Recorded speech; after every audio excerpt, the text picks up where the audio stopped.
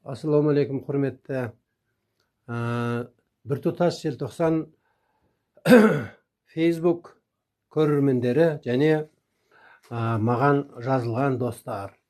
Бүгін мені уәде еткендей үшінші серияның тақырыбын өздеріңіз кеше естігенсіздер. Біздің көзқарасымыз саяси ұйым бюллетенде үшінші нөмірлі Жасылдар партиясының көзқарастары. Бұл деген сөз партияның өзінің пікірі деген сөз. Бірінші, болашақ ұрпақ үшін тұрақты Қазақстан.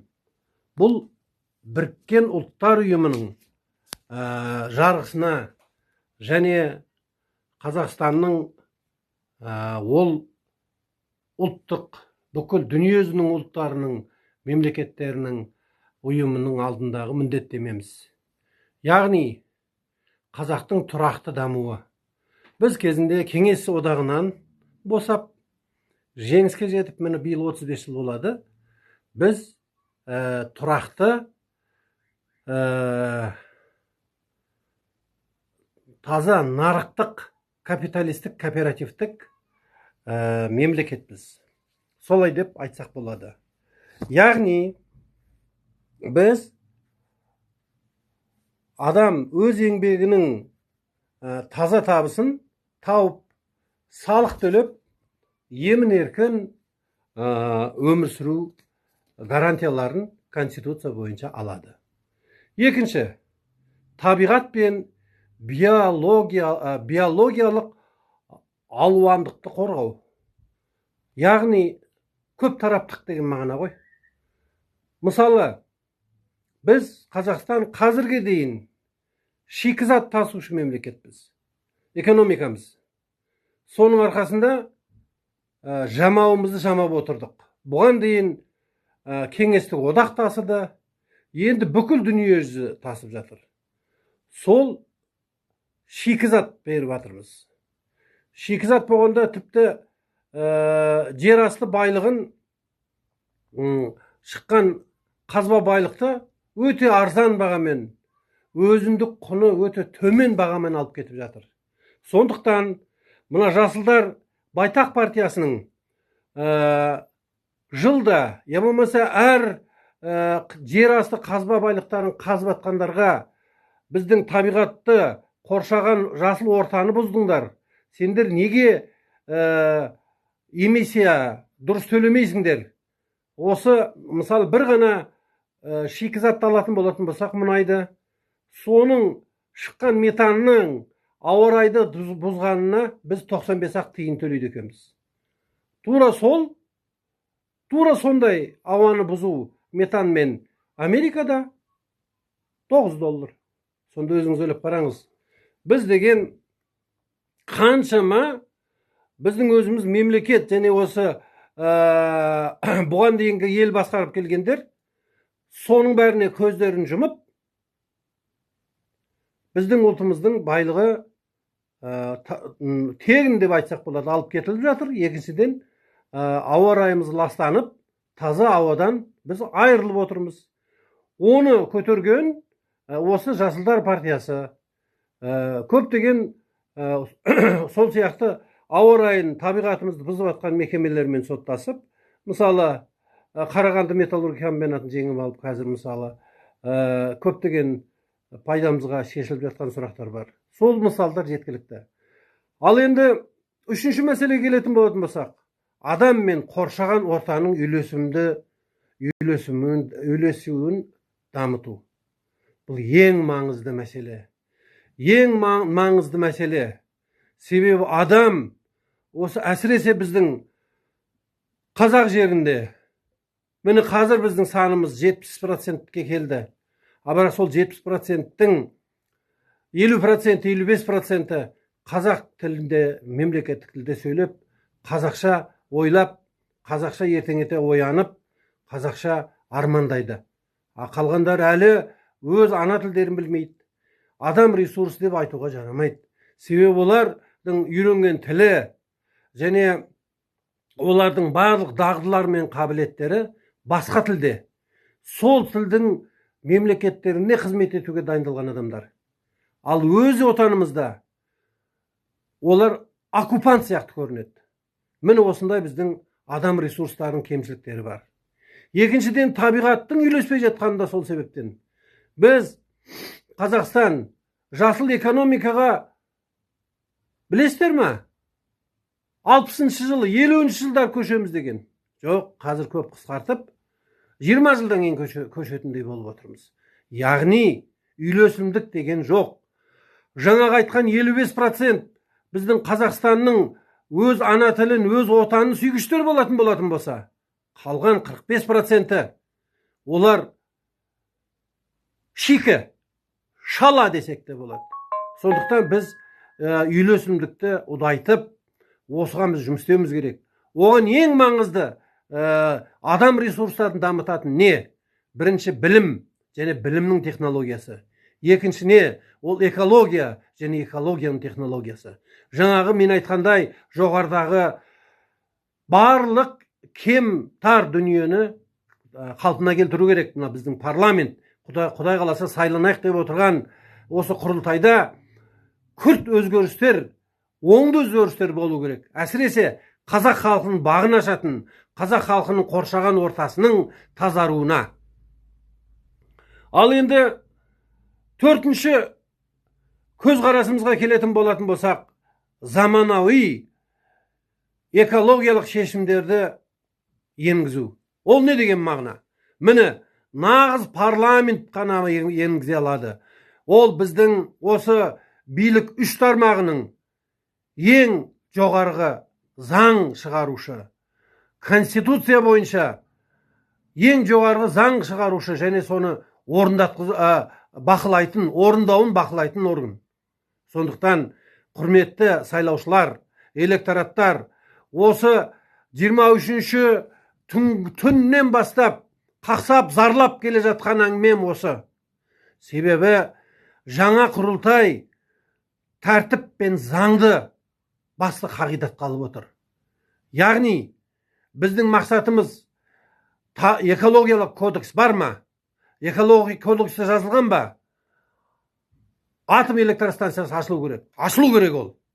Үшеу ашылу керек деп отыр. Мен ойлаймын, ол аз. Әр регионда бір-бірден ашылу керек. Яғни, оңтүстік, солтүстік, батыс, шығыс, орталық және Астана мен Алматы бас қалалардың жанында. Сонда біздің біріншіден энергетикалық тәуелсіздігіміз, ол біздің нағыз тәуелсіздік. Неге? Себебі экономика жарық барда ғана дамиды. Яғни, осы барлық жаңа технологиямен жаңа енгізілетін экологиялық технологиялар, жаңа тауар өндірушілердің барлығына үлкен энергиялық күш қуат керек. Соның бәрін өзіміз шешу керек. Ол өзіміз шешуіміз үшін Қазақстанда барлық сирек металдар бар. Барлық жерасты байлықтарымыз бар. Оны біз шикізат қып сыртқа ысырап еткенше, біз осыны өзіміз игеруіміз керек. Оған толық біздің халық дайын. Сондықтан әрбір қазір ауылды жер мен әрбір жергілікті жерлерде барсаңыз, пысық азаматтар көп. Кооперативтік қозғалыс өте жақсы. Біз Қазақстан капиталистік кооперативке көшу керек. Мысалы, көрші Қытайды қараңыз. Коммунистік, социалистік кооператив соның өзінде қалай дамып кетіп отыр. Әлемнің екінші экономикасы. Ал капиталистік кооперативті дамытып отырған Америка, көрдіңіздер, өте күшті және айтқанын істетіп отырған мемлекет болып отыр. Сондықтан біз айтқанымызды істетіп, сөйтіп отыруды бізді мақсат қоймаймыз. Біз өзіміздің жоғалтқанымызды қайтарып алсақ, соның өзі үлкен жаңалық, үлкен алға басу болар еді. Ал егер жаңағы бұған дейінгі біздің ішімізде жүріп атқан және қоқан лоқы көрсетіп, осы оккупанттық көзқараспен жүргендердің барлықтарының суық қолдарын алу керек. Суық қолдарын бәрін тартқызу керек. Сондықтан қазақтың өзінің жерін, өзінің байлығын өздері игере алатын жағдайға жеттік. Сондықтан адам мен табиғаттың ресурсын біз өзіміз игеруіміз керек. Сол біздің көзқарасымыз. Және соңғы айтарымыз табиғи ресурстармен жауапкершілікті пайдалану. Жаңағы соңғы айтқанның бұл ары қарай соның жалғасы. Яғни біз Қазақстан өзіміздің үшінші барлық осы жұмыстардың мәдениетін атқарудың мәдениеті, дағдыландыру, өнеркәсіптік мәдениет, барлығының технологиясы ол өзіндік құны төмен, пайдасы жоғары өнім шығару. Яғни капиталистік көзқарас. Ол жерде мысалы біз таласып отырмас едік. 16% НДС жаңа қосалқы салық бермейміз деп. Беруіміз керек. Көп осы жасыл экологияны бұзып атқандардың барлығының эмиссиялары. Олар өте көп ақша құю керек Қазақстанға. Себебі әрбір жер асты байлығын алу үшін экология бұзылады. Сондықтан осының бәрін есептеу керек. Мысалы, алдымыздағы өткен тікелей эфирді мен байқадым. Барлықтары өңкөй тұтынушылар Қазақстанның байлығын алып шашып, рахаттанып өмір сүрмекші. Олай болмайды. Біз бәрін үнемдеуіміз керек. Осы уақытқа дейін біздің сондай ұлан байыр байтақ жеріміздің 9% осы игерілген. Әлі бізде бар. Сондықтан сол 35 жылдың өзінде қаншама ұрлық жасалып, оны осы біздің ортамыздан, қолымыздан алып басқа елдер мен мемлекеттерді байытып жатыр. Неге? Себебі олар, біз инвестормыз, біз сендерді жарылқаймыз, біз сендерге барлығын жасаймыз, бақытты өмір жасаймыз, сендер Дубайдан асып кетесіңдер деп жаңа жерде көшенің жай қарапайым халықтың сөзімен айтқан кезде құлақтан теуіп барлықтарымызды кедейлік жағдайға жеткізіп келді. Кедей болып аштан қырылып жатқанымыз жоқ, бірақ өте баға қымбат және адамның өмір сүру деңгейі өте төмен. Неге? Себебі біздің сатып алу қабілетіміз жетіспейді. Мысалы, мен зейнеткермін. Зейнетақы аз. Қосымша жұмыс істеп, осылай сайрап, әр жерден табыс табуға тура келеді. Себебі актер болғаннан кейін бізге әйтеуір төлейді. Гонорар береді. Үйтіп-бүйтіп, нан мен шайымызға қосымша тиын табамыз. Ал қарапайым халықша, көп балалы аналарша, мүгедектер, жағдайы жоқ азаматтарымыз не істейді, Құдай-ау? Олар қайдан барып табыс табады? Міне, өзіндік құнын төмен жасап, жақсы пайдалы ішкі саясатымызды, ішкі заттарымызды өзіміз сататын болсақ, Қазақстанда жасалған көптеген салықпен, көптеген жаңағы біздің ішіміздегі жағдайы жоқ азаматтарға 20 миллионның, мен сізге айтайын, 8 миллионы бала-шаға, кемпір-шал және жарамсыз адамдар. Сондықтан соның бәрін бағу керек қой. Оларды біз сондай екен деп далаға тастай алмаймыз. Қайта біз оларға бақытты өмір беруіміз керек. Бақыттарын ашуымыз керек. Жастарды алайық. Неке мен әулет, брак и семья. Мысалы, өңі біздің Нұргүл дұрыстап ашып сөйлесе алмады. Мен түсінем, ол кісі бірінші рет шығып отыр. Ол кісі өз құрсағынан 9 бала тауып, 2 баланы асырап ап, 11 баламен өзінің жолдасы, өзіңіз ойлап қараңыз, 2 жақтың ата-енесі, барлық деген сөз жердегі 7-8 семьяны бақытты етіп отырған адам еді. Бір ғана осы некемен әулет заңына келетін болатын болсақ, көптеген өзгерістер жасау керек. Неге біздің жастар әдемі той жасап, 1 жылға жетпей ажырасып жатады? Себебі барлықтары семья болып, үй болуға дағдыланбағандар. Сондықтан біз көп нәрсені осы өзіміздің жергілікті бұрыннан қазақ халқы осындай дәу жерді азғантай санымен қалай ұстап қалды? Осындай қазақтың өзінің тәрбиесімен, өзінің менталитетімен ұстап қалды. Сондықтан біз қазіргі 55% Қазақстанда қазақ тілде, осы қазақи өмірді насихаттап жүргендерді біз қорғап, қолштап, сол міне алға жүргізуіміз керек. Сондықтан біздің ұстанымыз осындай, құрметті достар. Соның бір екі сұраққа жауап беріп кетейінші. Осы 5 тікелей эфир болды. Осы үшеуі таза біздің партия туралы да, алдыңғы екеуі мен сенімді өкілі болып табыламын.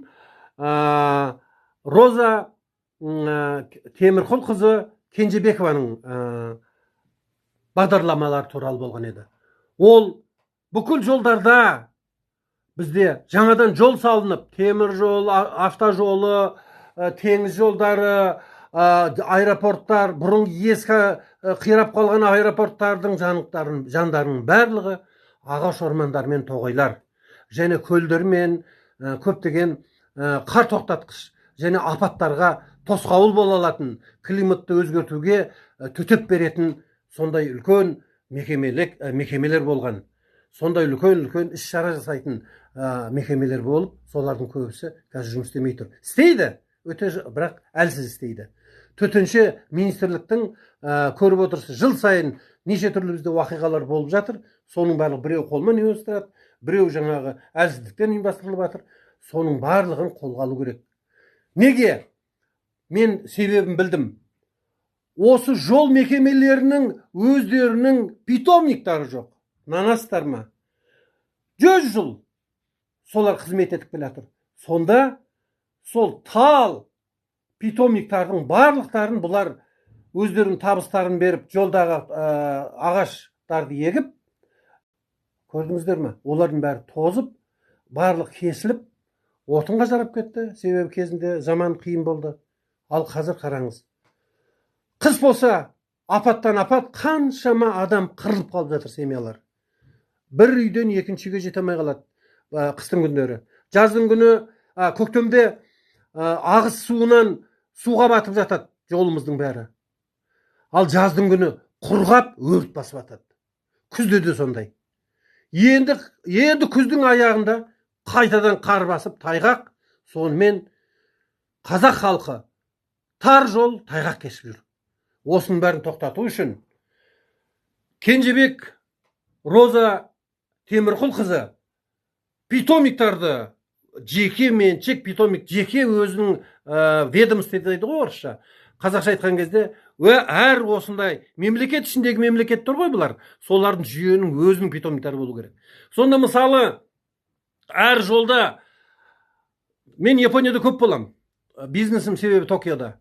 Сондықтан сол Токиода сакура несі болады. Жыл көктем сайын сакура мерекесі болады. Бірнеше күн. Ал бізде Қазақстанның бір жерінде наурыз басталса, жаздың ортасына дейін көктем шығып жатады. Сондықтан біз тамерикс деген тамыр иісі, сондай керемет сакурадан да күшті гүлдер бар. Ол біздің кәдімгі жыңғыл. Жыңғылдың ең бір әдемі түрі. Неге біз сондай керемет өзіміздің Қазақстанда болып жатқан, өзіміздің Қазақстанда өсіп жатқан сол өсімдіктерді еш жақтан сатып алмай, өз жерде жерсінген әр жаңағы региондарда сол жердің өзінде питомник ашып, біз неге марттан бастап июньге дейін 90 күн біз Қазақстан гүлденіп тұрмайды. Сонда біз Жапониядан басып озып кетеміз. Көп уақытқа, мерзімге сакура емес, тамерикс, тамыр иісі, мүңкіп тамаша гүлдер. Қандай керемет гүл, оны сіздер тауып алсаңыздар болады. Соны егіп, біз Қазақстанға соны ұсынып отырмыз. Сол себептен оның барлығы 2014 жылдан бастап бұл мәселенің барлығы қазір патенттеліп, қазір біз бұны ұсынып отқан жай ұсыныс емес. Бұл өзіміздің қолымызбен егіп, өзіміз суғарып, өзіміз дамытқан осы тал ағаштарын және шарбақ гүлдерін егіп, бүкіл Қазақстанда, мысалы 5 жыл депутаттыққа сайланамыз ба, сол 5 жылдың ішінде Қазақстан 90 күн гүлденіп тұратын Қазақстанға айналдырамыз. Сондықтан Қазақстан нанас па, 90 күн бүкіл дүниесі сакура сияқты қарап таңғалатын болады. Міне Құдай қаласа соған жетейік. Ертең Құдай қаласа 4-ші серия, ол 4-ші серияда біздің мақсаттарымызды айтамыз. Ертеңге дейін аман есен сау болайық. Енді 21 күн қалды бауырлар. Айналайын қазақ, бағыңды ашамыз деп шыр-шыр етіп атқан мынау сіздердің іштеріңізден шыққан Жасылдар Байтақ партиясы бюллетендегі нөмірі 3-ші саяси ұйымға дауыс беріңіздер. Дауыс беруге шақырам. Қазақтар енді ынталы, нағыз белсенді болатын уақытың міне бүгін туды. Құтты болсын. 21 күннен кейін Құда қаласа барлықтарымыз жеңістен жеңіске жеткен күнді тойлайық. Сау болыңыздар. Ертеңге дейін 4-ші серияны көргенше.